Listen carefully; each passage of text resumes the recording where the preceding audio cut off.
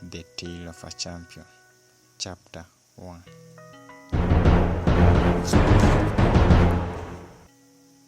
Like others, he first saw light. He cried the same as others, and looked at his mother and smiled. There is a way that he saw. No name was given unto him, as his future was not spelled out by the mages.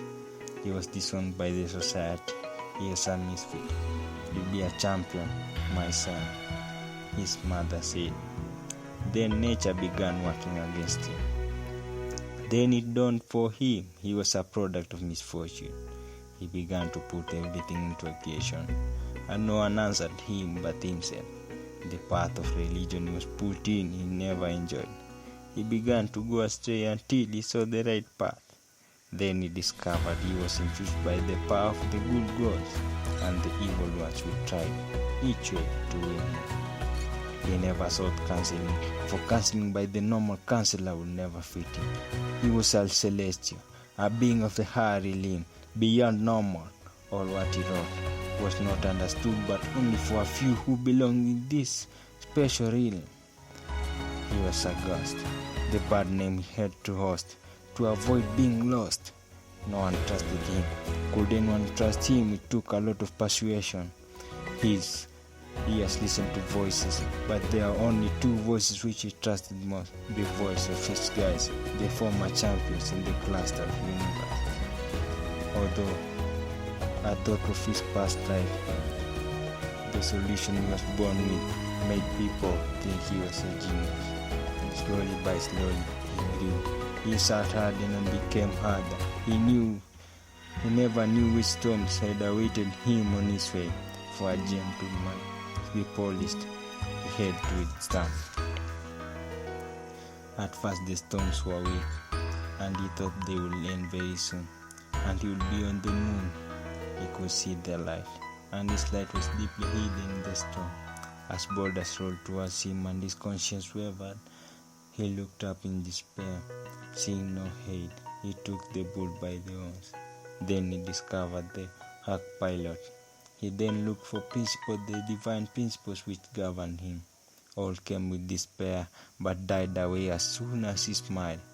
The champion stood, until now he stands. To grow strong was his ambition. To be a champion was his soul, for he was a champion. He mastered scriptures and chose which ones he could forget. He grew up seeing men break laws of nature.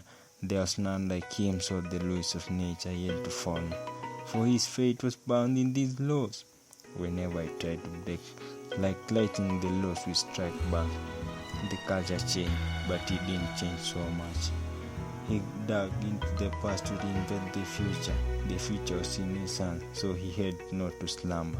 For every minute of slumber would mean destruction of years and the rage of God, who had bestowed him greatness.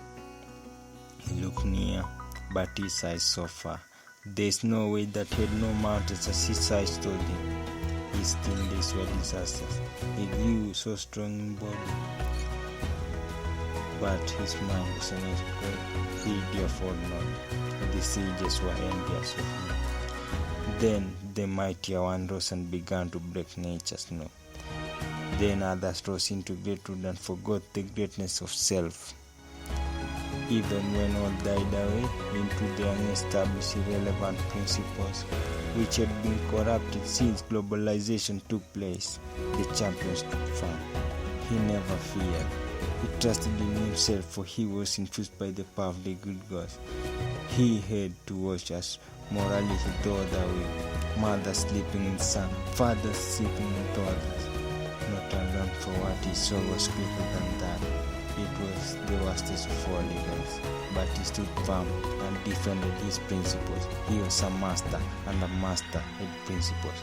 A thin though he defeated great masters, and to those who went astray, he promised to revenge for the weak, the discriminated, the toilers who never earned for their labors, the today slaves.